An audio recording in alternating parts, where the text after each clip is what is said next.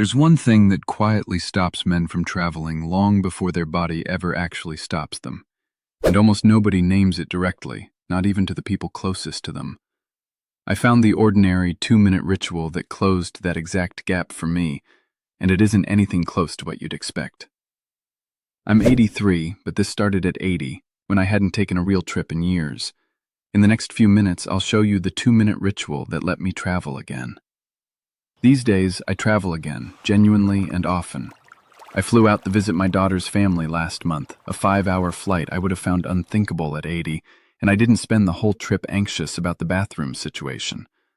I'm not telling you that to brag. I'm telling you because I'd quietly written off an entire category of my life, assuming the gap between somewhat better and actually confident couldn't be closed. At 80, travel had quietly become something other people did.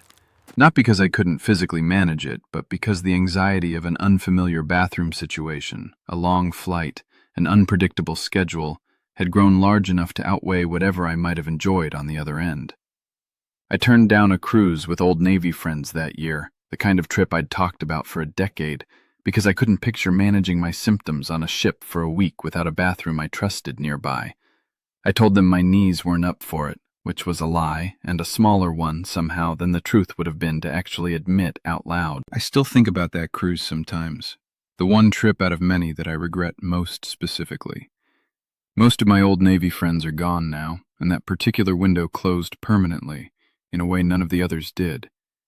It's a small, specific grief, tied to one decision rather than the general pattern, and it's the one that stings most when I let myself sit with it.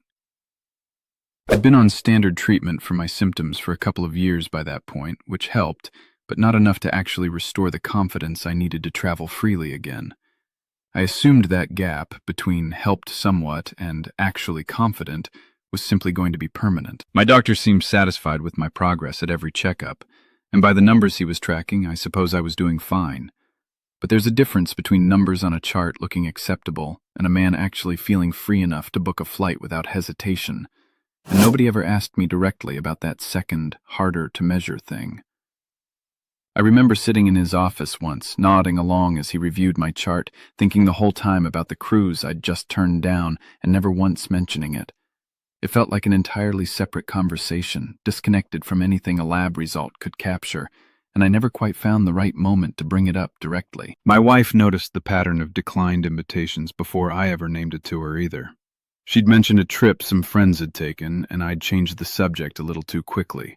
I think we both understood, without ever discussing it, that something specific was keeping me home that had nothing to do with my knees. Here's what I eventually learned. Inflammation plays a real, documented role in the severity of urinary symptoms tied to prostate enlargement, separate from the mechanical obstruction itself. Reducing that inflammatory component, alongside whatever mechanical treatment you're already on, can meaningfully improve symptom scores beyond what the mechanical treatment achieves on its own. That written-off category is exactly what reframed everything once I revisited it. Standard prostate treatment addresses the mechanical piece, the physical narrowing of the passage, but doesn't necessarily address the inflammatory piece contributing to symptom severity on top of that. Researchers who study this treat inflammation as a real, additional lever worth pursuing alongside standard care, not instead of it. For 11 years, the bathroom ran my nights. Up at midnight, up at 2, up again at 5, a weak little stream each time and never quite empty. I'd lie there, staring at the ceiling, knowing I'd drag through the next day half awake. I thought it was just age. It wasn't. Here's what no one ever sat me down to explain. The prostate crowds the channel your urine runs through, so the bladder never fully drains, it just fills right back up within the hour. That's why you go, and go again. It was never weakness. It was never getting old. And the pills they kept handing me, they left me dizzy every time I stood, gave me that strange, dry finish where almost nothing came, and the nights never changed. But there is a gentle way to help that bladder empty the way it's meant to, without any of that. At 83, I finally sleep through the night again.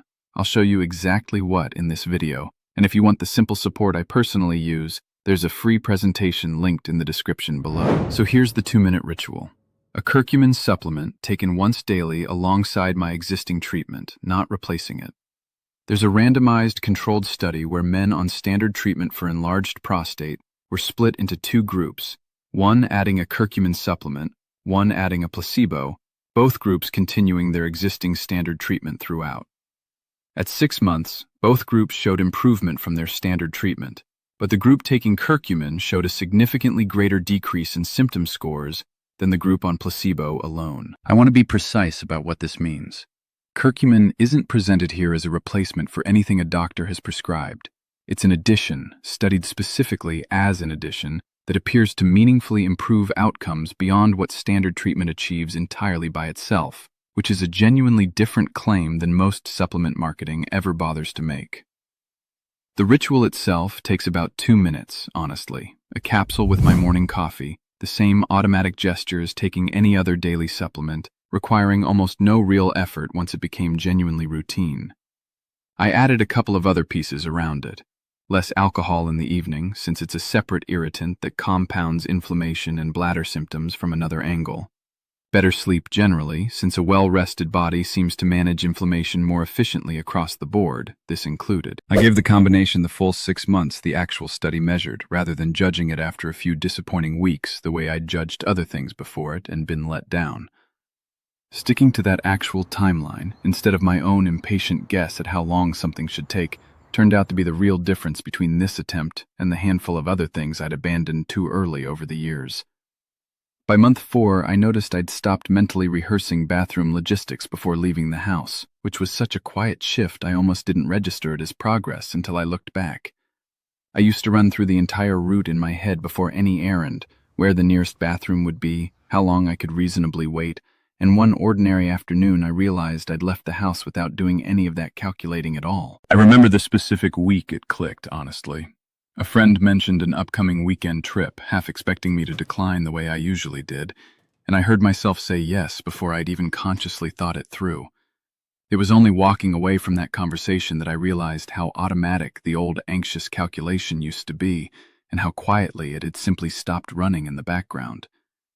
I actually stood in my own driveway for a moment afterward, replaying the conversation, trying to figure out exactly when that particular fear had quietly packed up and left, without ever announcing itself. I also started being more honest with my wife about what had actually been keeping me home all those years, once I had something better to offer than another vague excuse about my knees. That conversation was harder than I expected, admitting how much I'd been managing silently, but it changed how we planned things together going forward, turning travel back into something we discussed openly instead of something I quietly vetoed. My wife and I are planning a real trip to Europe next spring, something that would have been unimaginable to even discuss 2 years ago. We spent an evening last week looking at flights together, genuinely excited rather than anxious, which is its own kind of quiet victory neither of us takes for granted anymore. I think about a man named Floyd who wrote in, 79, who told me he'd also quietly stopped traveling, making the same kind of excuses I had, blaming his knees or his energy rather than naming the actual anxiety directly. He said seeing an actual randomized study, specifically testing an addition to standard treatment rather than a replacement for it, was what finally convinced him this wasn't just another unproven supplement claim. Floyd told me he brought the study directly to his own doctor before starting, wanting to make sure it made sense alongside what he was already taking. He said his doctor's reaction was mildly surprised but genuinely supportive once he saw the actual research behind it rather than just a vague product claim. He also told me his own wife had noticed his declined invitations too, the exact same pattern mine had picked up on, and that admitting the real reason to her had been its own kind of relief, separate from the physical improvement entirely. He said he wished he'd had that honest conversation years earlier, instead of letting her quietly assume it was simply his energy fading with age.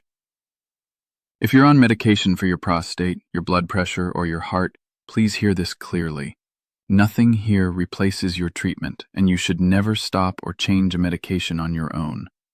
Curcumin can interact with certain medications, particularly blood thinners, so mention this directly to your doctor before adding it, and bring the actual study with you if you want an informed conversation instead of a rushed guess. What I want you to walk away with is this.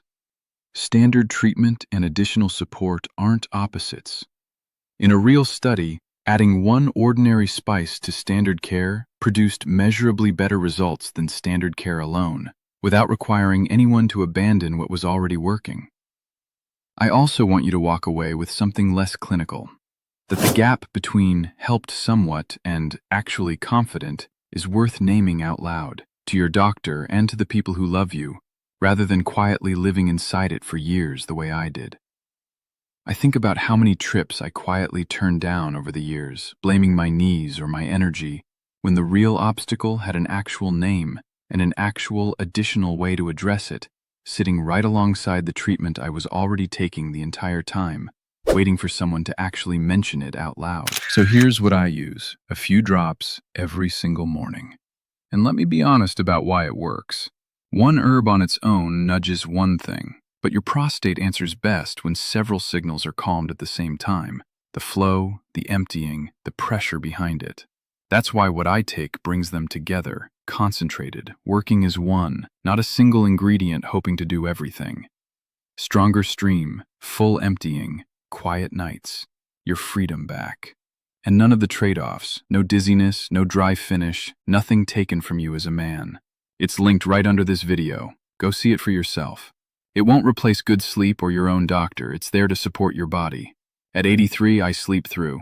It is not too late for you. I think about the man I was, quietly turning down a decade of invitations rather than naming the real reason out loud, even to the people closest to him. And I think about the man I am now, planning a trip to Europe with genuine excitement instead of anxiety, no rehearsed excuse required. If you've ever quietly turned down something you genuinely wanted because of a symptom you never named directly to anyone, tell me about it in the comments. And if this kind of honest, specific explanation is useful to you, go ahead and subscribe. There's more of this ahead every single week, and I genuinely read every comment myself. Declined invitation confessions very much included.